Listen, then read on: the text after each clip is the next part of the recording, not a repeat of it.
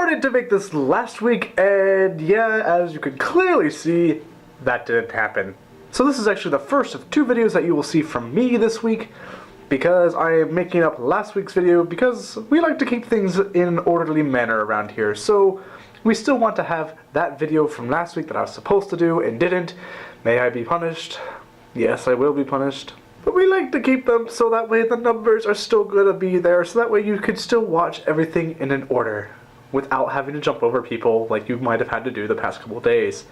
Sorry. So yes, last week's topic was about acting. Have you ever been in a play? Do you want to be in a play? And everything. And I could probably go on this forever. Okay, maybe not forever, but at least a really long time. I have been acting in plays or musicals or some form of theater since I was the age of 5 in kindergarten in my church musical productions. I was only singing in the chorus, so I didn't really act too much. I was more just like, singing a melody. And a lot worse than that, because I'm pretty sure I was the best singer back then. That followed 7 years of church musical productions. When I reached the 6th grade, I also joined the youth family theater in the church program, and that was a lot of fun. Those were another 6 years from 6th through senior year, and I will talk more about that in a little bit. I acted in my school's theater program from 8th grade until senior year. That involved doing plays in the fall, and then musicals in the spring. In the summer before I graduated, and the summer after, and since then, I have been involved with a local family theater doing a musical production in the summer. I've also been in a couple productions here at my own college, but not too many because I don't have that much time to do, as you can clearly tell by the fact that this video is like a week late. So I have been acting for a lot. Back in high school, we did a musical every spring. Wizard of Oz my freshman year, Thoroughly Modern Millie my sophomore year, Brigadoon my junior year, and Crazy for You my senior year. But that's nothing of as awkward as in my church play. I said I'd come back to talk about this play. These plays are like fundraisers for the youth. We put on a St. Valentine's feast and dinner, so a 2-act dinner and show. Lots of fun. Very all original. The director writes. If you want to make a part about a dancing chicken, he'll write you a part about a dancing chicken, and he'll let you play the dancing chicken. For point of clarification, no, we didn't have a dancing chicken. Instead, we did have various other roles, like Prince Cameo, who pretty much walked in like, "Hi! Oh, it's great to be back. Well, I must be off." Cameo. I actually got to fulfill my dream of playing Doofenshmirtz in these shows, so I played the villain my senior year, and the villain was Doofenshmirtz, essentially.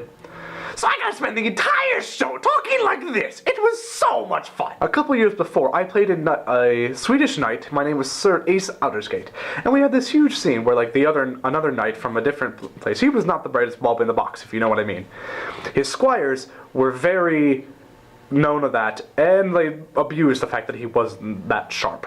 To be honest, I wasn't the brightest either. His 2 squires were named Jack Nimble and Jack Quick, and yes, the middle initial was B. We had this scene. They pretty much lured me into a trap. I was supposed to jump on stage going, "Hi," and then they would jump me from behind. The knight would be like, "I knew you could do it, man. 2 jacks beat an ace high every time." It was definitely going to be the groaner of the show. So there we are, dress rehearsal night, which we sell tickets to because it's kind of nice. They get to see the show. If they can't make the other shows, they don't get the dinner. They just get some dirt and some cheaper tickets. So it works out for everybody. During this scene, it's the first night we actually have the costumes on. There I am in my outfit. And then they jump me. As they tie me up and stand me back up, I feel a sudden breeze around my ankles. I look down, I'm no longer wearing any pants.